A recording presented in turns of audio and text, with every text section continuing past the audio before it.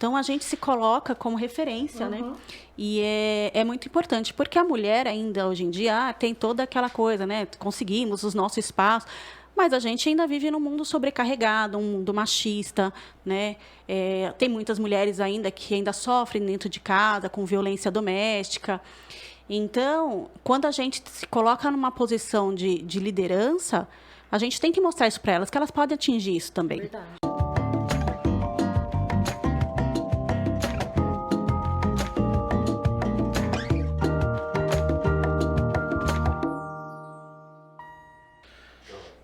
Olá, amigos, sejam bem-vindos a mais um programa TV Social 3. Estamos começando esse programa sob o patrocínio da Alba Consultoria.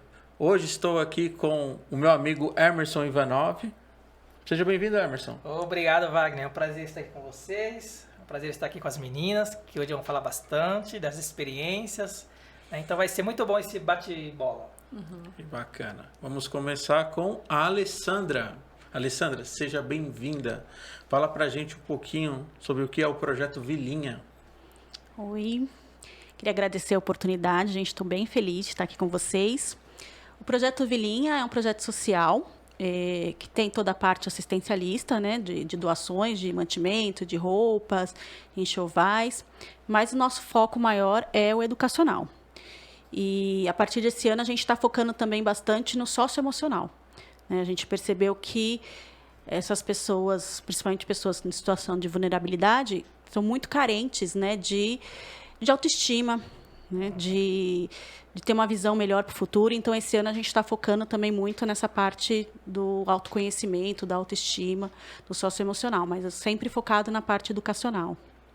Bacana, e precisa muito, né? Principalmente agora pós-pandemia, né? Sim, a gente vem...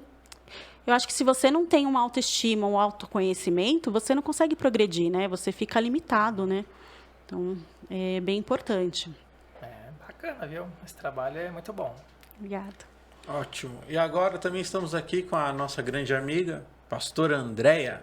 Glória a Deus. Pastora Andréia, chamando de pastora, mas pelo título. Mas fala pra gente um pouquinho sobre o que é o Menina Levanta. Amém. Obrigada pela oportunidade. Eu quero dizer que eu me sinto muito honrada de estar aqui com vocês. Quero aproveitar também para agradecer ao Márcio, lá de Portugal. Deus abençoe todos vocês. Trabalho lindo que vocês fazem. Bom, Menina Levanta, eu faço parte de uma instituição religiosa. E o Menina Levanta, ele nasceu no primeiro semestre da pandemia, quando algumas mulheres começaram a perder o emprego, entrarem em crise de pânico, até mesmo pelo momento da pandemia, depressão, quebra no lar, sabe, da família. E aí eu comecei na minha casa. Eu estava estudando, né, e eu via muito sofrimento delas. E numa passagem bíblica da filha de Jairo, onde tem a passagem que o Senhor Jesus fala, menina, levanta, Talita cumi. E aí eu falei, meu Deus, eu preciso fazer alguma coisa para ajudar mulheres. E aí comecei dentro da minha casa fazendo oficinas de confeitaria. Para quê? Para que elas conseguissem empreender novamente, ter um trabalho, ter uma ocupação na mente, né? E deu muito certo, nós estamos lá com algumas oficinas de confeitaria. E agora já estendeu um pouco mais, estamos com artesanato, já estamos atendendo crianças, adolescentes e idosos. E eu quero agradecer porque depois que eu vim aqui, a nossa associação apareceu e a gente conseguiu crescer mais do que já estávamos. Então, muito obrigada pela oportunidade. Nós que agradecemos. Isso, Nós ficamos feliz, né? muito felizes por vocês estarem aqui. Obrigada. Vocês não sabem o quanto é importante para nós. E já aproveitando, estamos no mês de março, né? Mês das mulheres. Mês das mulheres. Eu faço aniversário dia 8 de março, acredita? É sério? Que bom! Bom, né? Que bom! Tem a... Ó, no dia Eu da gosto, na mulher, a verdade. sua mãe ganhou um presente, que foi você. É uma joia rara, hein? Jung explica. Jung, Freud também. Né? E eu queria saber como é, começar com essa primeira pergunta básica, como é ser mulher e estar na liderança de um projeto, fazendo parte da liderança. É claro que nenhum trabalho é feito de uma pessoa só, mas estar liderando ali junto, como é? Eu queria que cada um de vocês falasse um pouco sobre isso pra gente. Tá. A gente se coloca num lugar de referência, né? Então, lá na associação, 100% das oficinas, elas são feitas por mulheres que vêm dar as aulas e as oficinas. Então, a gente já tem aquela pessoa como referência. Às vezes a mulher tá lá, ela tá com a autoestima baixa, tá sem dinheiro, tá preocupada, e ela vem, ela não tem só uma aula, ela tem um exemplo daquela professora, que normalmente a gente compartilha. Para você ter uma ideia, a nossa professora de artesanato, a Flávia, ela começou a fazer o artesanato porque ela teve uma crise de depressão. Então, ela conseguiu sair da depressão através do artesanato. Então, quando a gente chega lá e compartilha isso para as mulheres, é uma injeção de ânimo, sabe? Então, para nós como mulheres, né, Ale? É muito bom ser essa referência e poder trazer pessoas que têm. Porque eu não consigo ensinar aquilo que eu não sei, o que eu não passei, o que eu não vivi. Então, a gente tem uma história de vida e de superação, e esse eu acho que é um requisito que a gente traz, né? Pessoas que se superaram e se superam a cada dia, para a gente conseguir trazer essas pessoas, porque normalmente a mulher, quando está num estado assim, ela se coloca como não consigo fazer isso. E quando você consegue olhar para uma mulher, né, Ale, que conseguiu, a gente consegue dar essa injeção de ânimo e trazer essa pessoa para nós. É porque a gente trabalha com pessoas muito carentes, né? E são pessoas que às vezes não têm visão de futuro. Então, a gente se coloca como referência, né? E é muito importante, porque a mulher ainda, hoje em dia, tem toda aquela coisa, né? Conseguimos os nossos espaços, mas a gente ainda vive num mundo sobrecarregado, um mundo machista, né? Tem muitas mulheres ainda que ainda sofrem dentro de casa, com violência doméstica. Então, quando a gente se coloca numa posição de liderança, a gente tem que mostrar isso para elas, que elas podem atingir isso também. Verdade. Né? Que elas conseguem ter essa liberdade. Porque a mulher, a gente ainda vive várias funções, né? A gente é mãe, a gente é empresária, a gente é empreendedora social, né? Sim. Então, é muito sobrecarregado ainda. Né? Então, quando você está ali na posição de liderança, você mostra que você é capaz e que elas também são. Sim. Né? Bacana.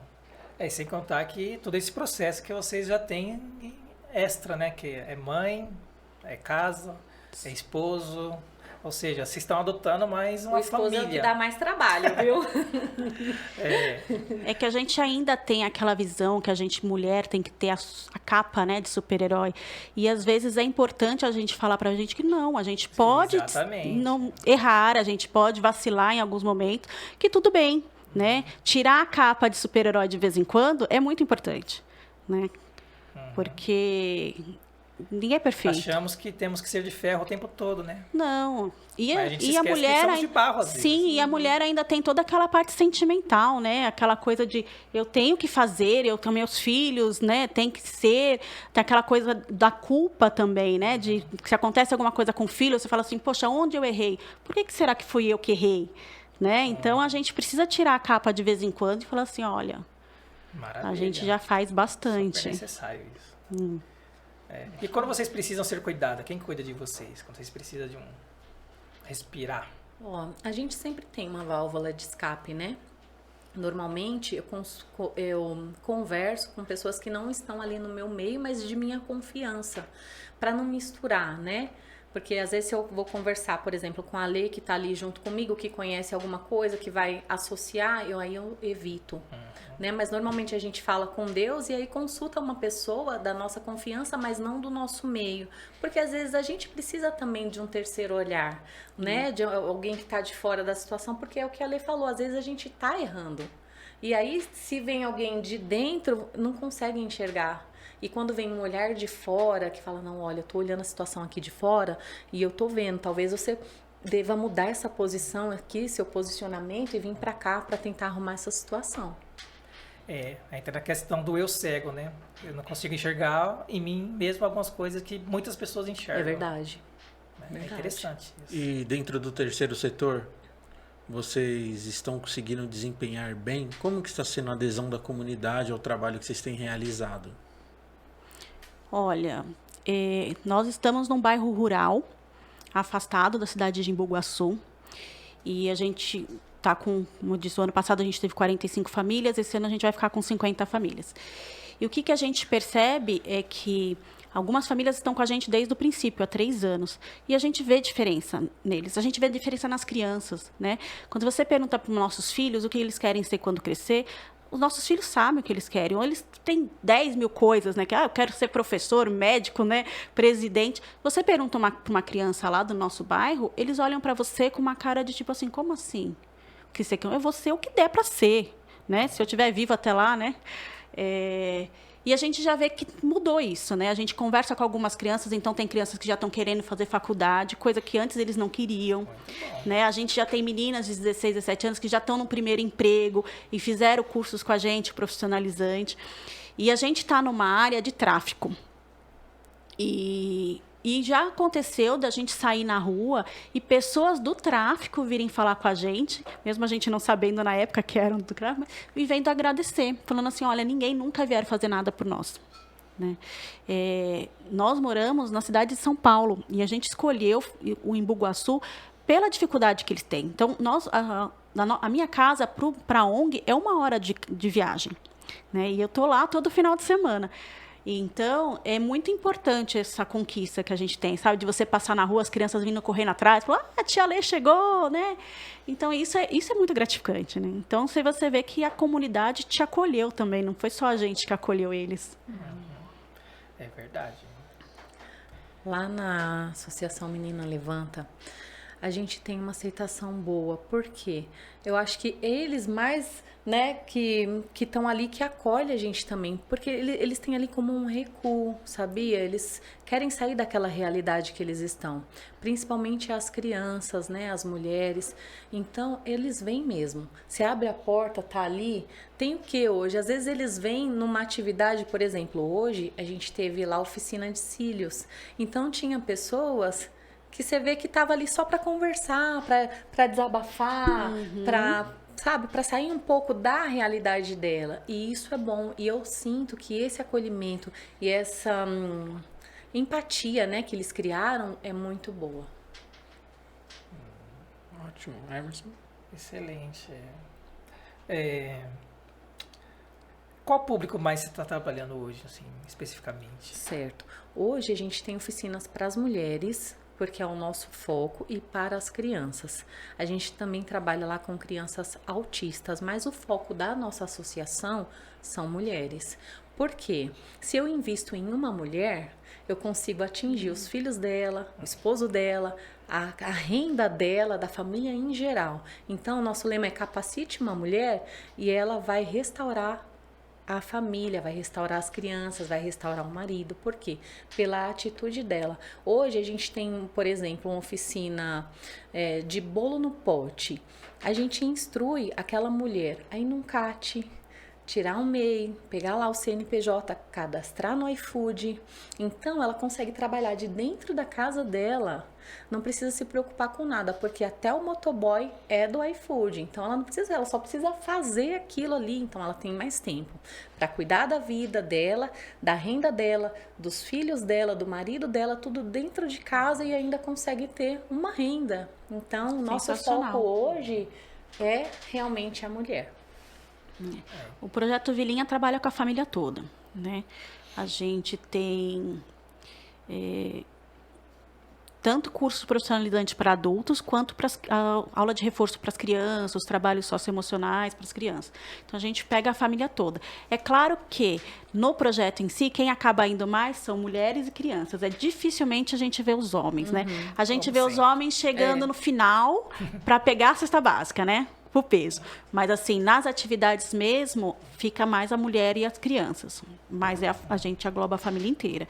A gente fez, como o nosso foco é educacional, a gente vai estar atendendo as famílias e a gente fez uma cota de 10% para idosos e para pessoas com alguma limitação. Porque aí eles não precisam estar fazendo a parte educacional, eles só vão ficar na parte do assistencialismo. E vocês falaram assim que vão mais mulheres e crianças. Hoje em dia, existe uma grande barreira, sabe, para nós homens entendermos ainda a mulher, os direitos dela, por mais que hajam campanhas, que hajam livros, podcasts, filmes e por aí afora.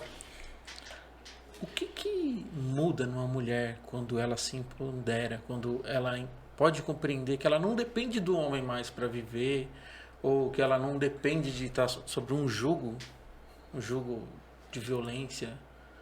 O que o trabalho, o que a dignidade representa na vida de uma mulher quando ela descobre, quando ela descobre tudo isso, que ela pode ter dignidade trabalhando e sendo honesta? Isso que você falou é Nem muito sei forte. como Quer que eu- falar primeiro, É Lê? Nem sei como que eu vou libertador, né? colocar É. a pergunta, né? Mas- Isso, pode falar, Lê. Não, depois por eu falo. favor. Isso que você falou é muito profundo, porque uma mulher empoderada, uma mulher que consegue ter o seu próprio dinheiro, ela pode até evitar futuras doenças mentais. Eu posso dizer assim, tipo depressão, síndromes que agora tá aparecendo por aí, ansiedade. Por quê? É difícil você tá dentro do seu lar e não ter, por exemplo, um valor na sua carteira para você comprar um absorvente, porque isso é constrangedor, sabe? Você ter que pedir para o seu esposo isso, para o seu companheiro isso. Então, quando você consegue ter esse empoderamento, consegue ter conseguir sua renda, saber que você tá ali, e não só pelo fato de não depender de uma terceira pessoa, mas você saber que é entre você e você mesma. E eu tô falando porque eu já precisei, eu já fiquei desempregada, então eu sei, eu já passei por isso e eu sei como eu me senti ali, sabe? Então, quando você se sente, você fica muito fragilizada, gente. E aí você começa a pensar, fala, meu Deus, você se sente incapaz, inútil. Gente, quando você consegue fazer que for um bolo de pote, falar, eu vou fazer isso daqui, eu vou ter a minha renda aqui, vou separar para isso daqui, vou separar para uma roupa nova, vou separar para comprar as coisas que eu gosto, isso daí é libertador, que foi a palavra libertador. que você usou, libertador. E eu acho também que quando uma mulher está empoderada, a mãe, né? Porque a mãe é a base da família. Quando a mãe está empoderada, ela levanta a família toda. É verdade. Né? Ela levanta a família toda, ela dá força para o filho reagir. Né? Agora, uma mãe fragilizada, uma mãe acolhida, ela faz com que a família toda se sinta assim. É verdade. A criança já se sente fragilizada, já se sente incapaz. Entendeu? Eu acho que assim, quando a mãe é a base de tudo, né? Quando a mãe está empoderada, gente, ela levanta a família toda. As mulheres, acho que... É a coluna do lar, né? Aquela que segura. Eu acho assim, mulheres empoderadas, gente, a gente vai para frente. Entendeu? É isso que precisa de mulheres na frente das coisas, gente, porque Para muitas coisas, né? para muitas Precisa coisas. mesmo. E os homens ficam assustados, sabia? Mas a gente não quer ser mais que os homens, que isso fique bem Não, claro. a gente quer só parceria, quer ter o nosso direito, né? parceria, isso é verdade. Parceria. É uma boa palavra. Como a gente estava conversando antes, é equidade. Equidade. É equidade, é um soma o outro. Sim. Entendeu? Ninguém vive sozinho. Né? Se você respeita a pessoa que está do seu lado e você usa a pessoa que está... Usa assim no termo assim, vamos trabalhar juntos, você tem a sua capacidade, eu tenho a minha. Juntos a gente Isso, forma uma integração um todo que cria uma maravilhoso. força. Aí fica aquela corda de 3 laços, né? Que é difícil quebrar. Sim. Sim. Quando tem os dois no mesmo conceito, ali com os mesmos preceitos. Quando para com a concorrência, né? Quando a gente para de agir como que um é melhor que o outro e ver que, junto a gente pode ser muito mais forte. Sim, e o homem até inconscientemente ele sabe dessa força da mulher. E quando ela desperta, por isso que ele tem muito essa reação de não aceitar, de querer inibir. É porque ele sabe. Ao invés de ele usar a seu favor, que ele vai ser beneficiado, é lógico, mas ele não compreende ainda por questão cultural, por Por questão... isso que tem que A ficar gente bem ainda claro, vive, né? no mundo machista, né? É muito difícil quebrar esse paradigma. Tá bom, defendendo um pouquinho as mulheres, mas ao mesmo tempo as mulheres são culpadas. Porque quando ela cria um pouquinho os homens, os filhos, cria um pouquinho... É que hoje tá mudando, graças a Deus. Mas cria um homem um pouco machista, que ele não pode chorar, que ele tem que ser o caçador, que ele tem que manter... Né? Então, as mães, né, não por culpa, assim, consciente, mas ela acaba tendo uma parcela de... Porque a gente ainda vive num mundo machista e é muito difícil quebrar. Porque a gente percebe, assim, às vezes a gente fala no feminismo, a gente fala, mas em algumas atitudes que você ainda tem atitudes machistas. Porque você foi criado assim. Então, você quebrar esses preconceitos é muito complicado. E é anos, né? Sim, Vai se quebrando. porque primeiro você tem que perceber que você está agindo errado, que já demora. Né? Você aceitar que você está agindo errado. Depois você tem que mudar toda a forma que você foi criado, né? E reaprender como que Todos você vai os viver. paradigmas, É a parte mais né? difícil. né? É difícil. Porque quando o cérebro, a mentalidade já está formalizada, então para ela reaprender é uma dificuldade imensa. Sim. E às vezes a pessoa nem quer, porque ela está tão acostumada com aquilo que ela aceita que é daquele jeito e acabou. Então é uma tarefa difícil, viu, Wagner? Não é fácil. Eu tô tentando mudar, hein? Tô tentando. Como nós falamos, a gente brinca assim, mas realmente é algo muito sério. É algo muito sério. Acredito que estamos engatinhando. Isso. E que futuramente teremos uma sociedade melhor, com mais informação e com mais direitos iguais para todos. Essa lei da laqueadura, né? Foi uma grande vitória. Eu acho que são pequenas vitórias assim que nós temos que comemorar. Sim. E é bacana, porque até as meninas de hoje, né, eu lembro que eu estava fazendo uma pós, né, na Universidade de São Paulo, aí eu fiz algumas entrevistas com as meninas de 14, 15 anos, aí fazia uma pergunta para elas, como você gostaria de estar daqui a alguns anos, o que queria estar fazendo, e uma grande maioria, queria ter meu apartamento sozinha, independente, filho, talvez sim, talvez não. Ou seja, ela tá vindo já com... E antigamente, o que você queria? Um marido bom que te sustente. Agora já não. Agora as meninas já veem, não, eu não preciso de homem para me sustentar. Né? Ela já tem aquela visão de profissão, de carreira. A minha filha tem 16 anos, você pergunta para ela o que você quer fazer, ela fala assim, não, vou fazer um mochilão pela Europa, vou fazer isso. Não inclui homem, não inclui marido nisso. Né? Ela fala assim, um dia pode ser que eu encontre uma pessoa, mas não que eu precise dessa pessoa para ter um futuro. Né? Lá na minha realidade, lá no extremo da Zona Leste, as meninas até têm esse discurso, porque na teoria elas querem mesmo. Só que pela falta de instrução, de conhecimento, elas acabam partindo para um outro caminho. Para vocês terem uma ideia, lá a gente tem um nível muito alto de mães adolescentes. E normalmente o pai não tá junto, né? Então o índice tanto de mortalidade, né, infantil, quanto dessas adolescentes que engravidam e são mães solteiras, é muito grande lá na nossa região. Mas por quê? Porque dentro do lar não está consolidado entre mãe e filha essa conversa, sabe? De, olha, vou instruir minha filha para ela não engravidar agora. Então as pessoas parecem que têm um receio de falar entre mãe e filha e acaba acontecendo isso. Mas por qual motivo você acha? Por exemplo, a minha família é muito conservadora. Esses dias eu brinquei com a minha filha, esses dias não, um tempo. Ela tava de mau humor e falou, tá de Chico, né, menina? Falei assim, na linguagem vulgar, chula mesmo, tá de Chico, né? Que ela tava menstruada, porque não sabe o Chico é menstruada. E minha mãe olhou com a cara, tipo, como se eu tivesse conjurado um demônio ali, sabe? Ela veio com a cruz, né, te repreendendo. Respeita, não pode falar de menstruação. Eu falei, não, mãe, tem que falar com a menina. Não pode falar disso. Então... A minha mãe e a sua mãe, elas são de uma outra época, né? Então, a minha mãe não conversava comigo sobre isso. Hoje eu converso com as minhas filhas. A minha mãe não conversava. Lógico, eu sabia como engravidava. E eu engravidei e fui mãe solteira, né? Não culpa a minha mãe, porque ela fez a parte dela. Até hoje, se for falar com ela sobre sexo, né? A minha irmã tá ali. Ela vai ficar assim, igual a sua mãe.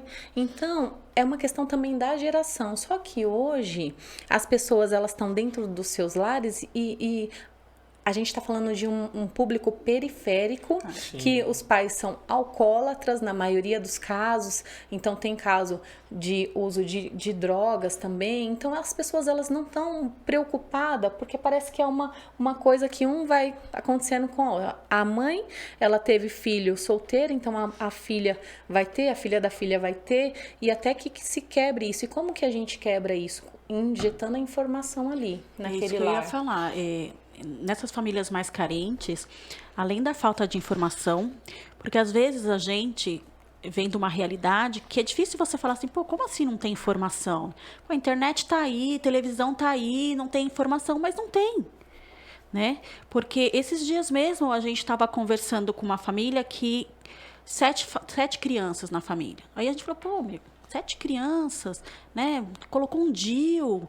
Ela, não vou colocar DIU, porque DIU é uma cirurgia.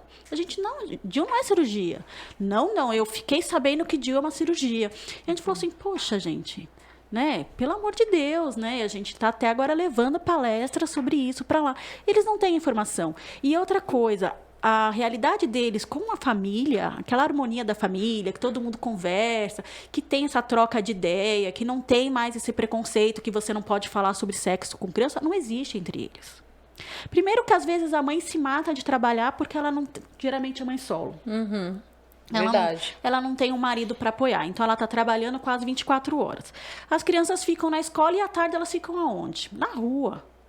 Na rua, tudo que é informação que vem, filho, você não sabe que informação boa que você está recebendo, se é boa ou se é ruim, né? Então, internet também, se você deixa para as crianças, gente, ali tem de tudo. Verdade. E não tem a mãe, não tem uma família estruturada que pode estar dando essa informação correta para essas crianças. Então, não tem isso de uma família estruturada que conversa sobre tudo. Mas existem casos e casos também. Sim, A gente claro. não está generalizando, As porque exceções senão lá existem, nos comentários, né? Então a gente não está generalizando. Não, São casos sim. e casos, né, Ali? Que acontecem. Tem de tudo, né? Em qualquer lugar que você vai, tem de tudo. Tanto em bairros ricos como em bairros pobres, tem de tudo. Vivências que vocês tiveram, né? Sim. Nossas experiências. Isso. Com certeza. Até porque quando a gente atende, né, quando vem pessoas para o projeto social, são pessoas que estão realmente passando por situações muito extremas, né? Tanto de questão de acolhimento, quanto questão de fome. Sim. Também, né? A gente atende muito a parte do combate à fome também. É verdade. Entra no pensamento até fatalista, né? É o que eu tento trabalhar nas comunidades e bom que vocês também tenham esse conhecimento, porque, por exemplo, você pode até observar no bairro que a gente mora, né? O pai é mecânico, o filho tem de ser mecânico, talvez um técnico ali, né? Então isso vai se repetindo. Às vezes a gente tenta impulsionar ele para outras áreas, né? Abrir a mente dele para qualquer profissão, aquele que ele tenha uma habilidade. Só que em qualquer momento que ele tem uma dificuldade, ele acaba aceitando, não, eu tenho que ser mecânico, né? E isso, na nossa comunidade, isso acontece com frequência. Eu acho que se ele sair dali, ele não, né, parece que ele está preso ali. Parece que ele foi destinado a ser aquilo. E ele coloca isso na consciência dele, né? Então, por isso que eles têm muita dificuldade de... Aí tem que fazer esse trabalho que a gente faz na ZONG. Incentivar, mudar pensamento. Você não nasceu para isso, né? Lógico que se você quiser, tudo bem, mas existem outras formas de mudar. Não aceitar. Acho que por isso também que o socioemocional vem ajudar muito nessa parte. Isso, né? Para você ter autoconhecimento e você saber que você pode ser qualquer coisa. Sim. Isso. Porque eles não têm informação que talvez que eles nunca tiveram, né? Que nem as mães que são mães cedo, né? Ou seja, vai repetindo. Enquanto isso vai se repetindo, vai geração a geração. Aí quando tem as exceções, que olham de fora, né? Ou tem uma informação, falam, não é isso que eu quero para mim. A partir desse mês, lá na associação, a gente está entrando com psicóloga. A psicóloga Rosângela Dias vai entrar também para dar essa... Porque precisa ver o que é patológico. Então, você vai por aqui e nada melhor do que uma orientação também do profissional, né? Então, a partir desse mês de março, está lá a nossa psicóloga Rosângela Dias. Um abraço, Rosângela. Ajudando as mulheres. Muito bom. Acho que todas as ONGs precisavam de um suporte psicológico. Sim. É importante cada um no seu quadrado, né? A gente vai trazendo pessoas para somar, né? Sim. Isso é importante. Mas o que é que vocês ganham fazendo bem pro próximo? Vocês se desgastam, às vezes deixam de estar com a família, curtindo, né? Se sacrificam muitas vezes sozinhas ali. Tira dinheiro do chorando. bolso. Não vai viajar com o esposo. Né? Eu vou falar, eu ganho muita coisa. Eu ganho primeiro um bairro melhor. Eu ganho os vizinhos melhores, eu ganho uma sociedade melhor, eu ganho um futuro melhor, porque eu acredito que investindo nessa mulher que vai investir nos filhos, os presídios futuramente vão estar menos cheios, sabe? Então eu ganho muito. Eu evito muita coisa mal, né, que pode vir lá para frente. Então, eu fazendo a minha parte, as pessoas que trabalham comigo tendo essa consciência e fazendo a parte deles, e é muito gratificante, gente. É muito gratificante você pegar um adolescente, né, Ale, e ver que ele poderia estar em qualquer ponto de droga, mas não, ele prefere estar ali, ele quer fazer diferente, ele está ali conhecendo outros caminhos. Então, eu ganho uma sociedade melhor. e amigos como vocês, né? Obrigada, gente. Eu acho que ganha também a satisfação, sabe? Eu acho que quando você está ajudando o próximo, você se sente tão bem. Verdade. Porque a gente ajuda os outros, mas eles também nos ajudam, né? Porque quando você realiza uma atividade, quando você acaba aquela atividade, gente, o que você está sentindo é uma explosão de gratidão, de emoção, que não se paga. É verdade. Né? Tem toda essa parte, estamos ajudando a comunidade, sim, graças a Deus, a gente tem essa possibilidade, né? Porque eu acho que a gente não está fazendo o nosso trabalho à toa, né? Eu acho que a gente é comandado por Deus, né? E é gratidão, é uma gratidão extrema que a gente recebe. A sensação da gratidão é muito boa, né? Assim, não deles pra gente, mas a gente por estar podendo fazer o bem, né? É muito bom. Eu acho que só quem passa por isso que sabe, né? Esse sentimento. Não dá para mensurar, né? Não dá para mensurar. A gente vê, assim, pessoas que não estão no social e não entendem muito o nosso trabalho, assim, né? Você fala, poxa, né? A família tá deixando de lado, né? Tem aquelas coisas, pô, mas todo final de semana, né? Mas quem tá no social sabe, sabe, entende que não se paga aquilo que você faz, não se paga. Quando você realiza, por exemplo, a gente realizou uma festa o ano passado para o Dia das Crianças, a gente levou 150 pessoas para um sítio, passamos o dia com recreação, com comida.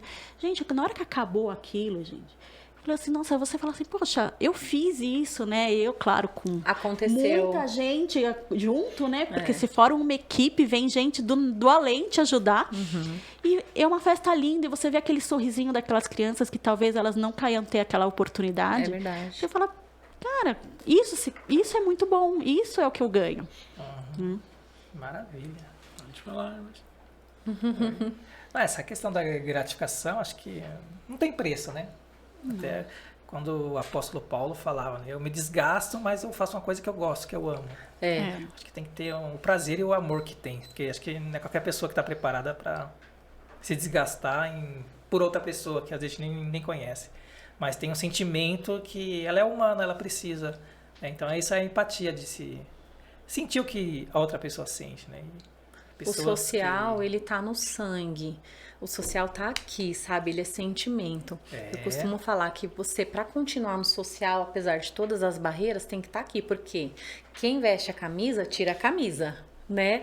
Então, o social tem que estar no sangue, no coração mesmo. Precisa. Maravilhoso, isso nunca tinha ouvido falar. Isso quem veste a camisa tira, mas é isso mesmo. É verdade. Bacana. Gostei. Eu até tirei a camisa da TV social, eu tirei. Mas tá no sangue. Não tirei a camisa, né? Eu tirei a camisa. Vai colocar a camisa da TV social. É isso, meu. Tirei a camisa da TV Exemplo, social. você tá sendo aí. E vocês são duas instituições distintas. Sim. A gente se conheceu hoje. Vocês se conheceram hoje. A gente se Tivemos conheceu hoje. um bate-papo. A gente ficou conversando, A gente fez um bate-papo antes de chegar. Bacana. Mas talvez vocês nunca se conheceriam. Mas Verdade. quais são as dificuldades de vocês nas instituições? Será que são as mesmas? Nós queríamos saber quais são as dificuldades que vocês encontram para realizar o trabalho. Eu acredito que todas as ONGs têm a dificuldade financeira, Sim. que é muito difícil, né? Principalmente quando você não tem recurso do governo, essas coisas, que também é mais difícil ainda de conseguir. Eu passo muito por dificuldade de voluntários, né? Eu estava até comentando com ela, a nossa ONG é muito afastada, então, para chegar lá, ou vai de carro ou anda 2 quilômetros a pé, porque não tem transporte para lá. Então, é muito difícil conseguir voluntários. Mas a captação de recursos eu acho que é o pior mesmo. Não sei você. Não, né? captação de recursos vem, acredito que em primeiro lugar. A nossa ONG, para vocês terem uma ideia, a gente está aí quase 2 anos, né? E não temos nenhum apoiador. A gente faz com voluntários da nossa própria igreja. Por exemplo, nós vamos ter uma oficina com as crianças. Quando tem oficina com as crianças, a gente oferece um almoço para eles também. Então, isso não deveria ser, né, nesse momento. Por quê? A gente tem a documentação, mas sabe o que eu acho que acontece? Às vezes a gente fica descredibilizado, porque a gente tem a nossa intenção e a gente faz acontecer. E não é todo mundo que está ali para investir, porque às vezes a pessoa também não conhece de perto o nosso trabalho, né? Então, eu acho que falta de recursos mesmo, é o que pega mais. A gente tem alguns apoiadores, né, mensais, assim, mais pessoas físicas que ajudam, os amigos, pai, mãe, tio, que doam aquela quantia mensal.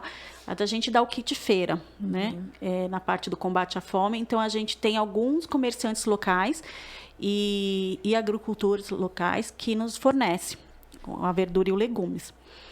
Mas, fora isso, é muito difícil conseguir apoios de empresas maiores, né? Ou até eu, como ainda não tenho CNPJ, não consigo aquela assistência do município, né? Mas eu acho que mesmo quando eu conseguir o CNPJ, eu vou continuar tendo dificuldade. Pensamos que não, mas nós gostaríamos de agradecer a todos vocês que estão doando, desde 1 quilo de açúcar a R$1.000, 1 milhão. Vocês que estão ajudando, vocês estão matando a fome de alguém, vocês estão proporcionando instrução, socialização, né? E sonhos, realização de sonhos. Verdade. Não só os nossos sonhos, né? Como os sonhos dos assistidos que a gente tem. Eu acho que às vezes a gente recebe doação de pessoas, de amigos, que falam assim, ai, que lindo o trabalho de vocês, né? Parabéns. E aí a gente fala assim, não, mas obrigada a você, né? Porque se você não tivesse me apoiando, meu trabalho não ia funcionar.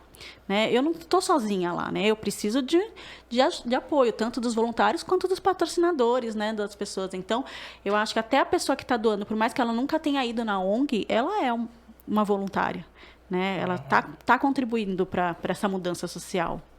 Bacana.